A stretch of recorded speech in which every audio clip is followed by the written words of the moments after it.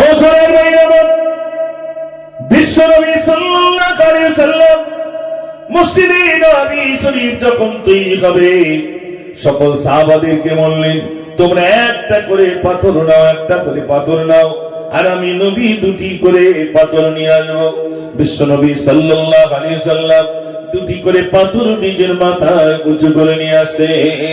মদিনায় বহু মসজিদ রয়েছে, বহু মসজিদ। ও ভাইরা, তাইফের মুখে মসজিদ কোথাকার কথা বললো ভাইরা। আবার বিশ্বনবী সাল্লাল্লাহু আলাইহি ওয়াসাল্লাম বহু মসজিদ তারা জামানা হয়েছে ভাইরা। আবার একটা মসজিদ নাম মসজিদে কাবাবা, মসজিদে আবু বকর, মসজিদে আলী, মসজিদে ফাতেমা, বহু মসজিদ আল্লাহ রাব্বুল আলামিন ভাইরা আবার মদিনায় তৈরি হওয়ার সুযোগ দিয়েছেন ভাইরা আমার। আর তারা মসজিদের সঙ্গে সম্পৃক্ত, মসজিদের সঙ্গে সম্পর্ক, কিন্তু এটা তো আমাদের হিন্দুস্তান, এটা আমাদের হিন্দুস্তান। এই মসজিদগুলো সুন্দরভাবে সংরক্ষণের দায়িত্ব তো আমাদের থাকবে না, থাকবে না? সোশ্যাল মিডিয়ায় এক একজন বিভিন্ন রকম বক্তব্য তাড়াচ্ছেন। মুসলমান, তোমাদের আমরা তাড়াতে চাইছি না। হ্যাঁ মুসলমান, তোমাদের তোমরা তাড়াতে চাইছি না। তোমাদের কাগজপত্র যদি থাকে তাহলে তোমরা তো থাকবে। ইদানিং একজন বলছে, কলকাতায় আগে এত টুপিওয়ালা দাড়িওয়ালা দেখা যেত না, কলকাতায় এত হিজাবওয়ালা দেখা যেত না, এখন যতটা দেখা যায় আগে এতটা দেখা যেত না। তারা চিন্তা করছে, কলকাতায় যদি এত দাড়ি টুপি চাপ হয়, না জানি কলকাতাটা আবার তারা দখল করে নেয় কিনা। এক একজনের অন্তরের ভিতরে কুচিন্তা আছে না নাই, না জানি দখল করে নেবে কি তার ঠিক নাই। চিন্তা করে, দাড়িওয়ালা টুপিওয়ালা দিকে ভয় হচ্ছে, আর ভয় পাবে না কেন? স্বাভাবিক। মুসলমানের ইমানি শক্তি আছে না নাই? আরে ভয় পাবে না? বসিরহাট থেকে যেতেন শিয়ালদায় যাই, আগে তো ছিল মাটিতে। দাদা হুজুর পীর কেবলা রহমাতুল্লাহ আলাইহি ওই ট্রেনে যখন উঠেছিলেন, আপনারা জানেন এমন বগিতে উঠেছেন যেটি ছিল মার্টিন কোম্পানির, ওই বগি ছিল নির্বাচিত। যখন তিনি উঠেছেন বললেন, তুমি সাহসকে দিয়েছো এই বগিতে ওঠার। তুমি কি জানো এই বগিতে যে ওঠে তার শরীর আর ফিরে যায় না? তোমার কি জানা আছে এই বগিতে যিনি ওঠে তার জীবন আর থাকে না, জীবন হানি হয়, অর্থাৎ সে মৃত্যু কোলে ঢলে যায়। ভাইরা আমার, কোলে যখন চলে কথা বলাই, যেই না গুলি করতে গিয়েছিল, আপনারা জানেন একটি গুলিও হুজুরের গায়ে আঘাত লাগে নাই, একমাত্র ইমানি শক্তিতে। একটু জোরে বলুন না সুবহানাল্লাহ। ও সোনার ভাইরা, মুসলমানের ইমানি শক্তি আল্লাহ দিয়েছে। আমাদের লাঠি নাই, আমাদের লাঠির মন নাই, আমাদের বন্দুক না, আমাদের কিছুই না, আমাদের এগুলো কিছুই নাই। আমরা তো সাম্প্রদায়িক দাঙ্গা বাঁধতে চাই না, বরং আমরা আমাদের মসজিদে নামাজ পড়তে চাই।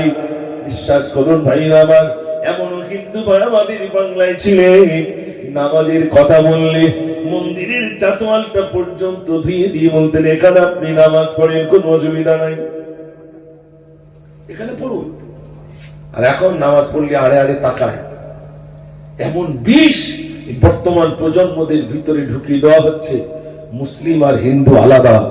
এই আগামী দিনে যদি এখন থেকে তাদের ভিতরে এই বিষ প্রয়োগ করা হয়, আমরা কি সুস্থভাবে আর বসবাস করতে পারবো বলে মনে হয়? জোরে বলে।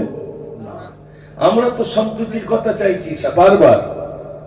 কাজী নজরুল ইসলাম ওই কবিতাটা লিখে গিয়েছিলেন, আজ মনে হচ্ছে না? হচ্ছে না? মোরা এক বৃন্দে দুইটি কুসুম, হিন্দু মুসলমান, মুসলিম তার নয়নমণি, হিন্দু তাহার প্রাণ। এই কবিতাটা লিখে গিয়েছিলেন। দেখেন, সেই যে লিখলেন, আজ ওই কবিতাটা মনে পড়ছে না? পড়ছে না? আগে তো বুঝতাম না, মোরা এক বৃন্দে দুইটি কুসুম আবার কি জিনিস, এখন বুঝতে পারছি কি জিনিস ভাই। এই জন্য রাত বেশি করবো না ইনশাল্লাহ। যুবক ভাইরা এসেছেন, কিছু গজল শুনবে, একটু আগে আগে আসুন, দেখুন একটু আগে। হ্যাঁ, গরম করো না। এবার শেষ বেলায় তুমি গজল বলবো, যখন মিলাদ হয়ে গেছে আর বেশি না, এবার একটু পকেটের দিকে হাত দিতে হবে ইনশাআল্লাহ। একটু তাকবীর জোরে দেবেন, নারে তাকবীর, মাশাআল্লাহ। দুরূদ শরীফ আল্লাহুম্মা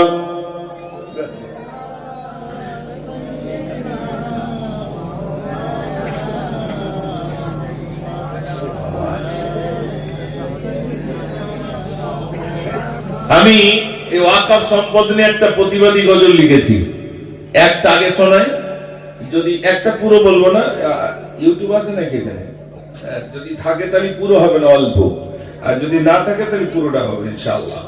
ও নেই তো, তাহলে ঠিক আছে, কারণ ওদের সামনে বললে আমার রেকর্ডিং দেওয়ার হবে না, তাহলে ওরাই নিয়ে নিল, আর এই জন্য আমি অল্প শোনাচ্ছি, যদি ভালো লাগে তাহলে আর একটা হবে।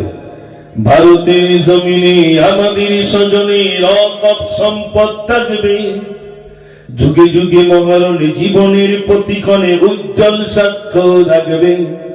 ভারতের জমিনে আমাদের স্বজনের অকপ সম্পদ থাকবে, যুগে যুগে মহারণে জীবনের প্রতিক্ষণে উজ্জ্বল সাক্ষ্য রাখবে।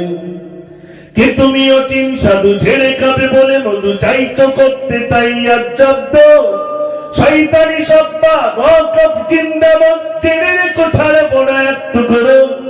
ইমানি মশাল জেলে চল কাটি রাজপথে ফিরিয়ে নিতে নিজেদের স্বার্থ। আজ যদি দ্বন্দ্ব ভুলে এক হতে না পারি, ওয়াকফ হারিয়ে ফেলবো জানো তো।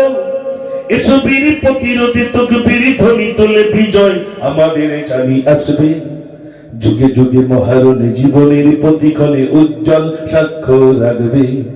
ভারতের জমিনে, ভারতের জমিনে, ভারতের জমিনে আমাদের স্বজনের অকপ সম্পদ থাকবে, যুগে যুগে মহারণে জীবনের প্রতিক্ষণে উজ্জ্বল সাক্ষ্য রাখবে। দেখি আওয়াজ, দেখি নারে তাকবীর। এরম আওয়াজ দেখি ময়দানে লেদান যাবে না। শহীদ মিনারে, রানী রাসমণি রোডে নিয়ে যেতে গেলি, এখানে একটু জোরে তাকবীর দিলে তাহলে নিয়ে যাওয়া যাবে। ওইদিকে আর একবার জোর নারে তাকবীর।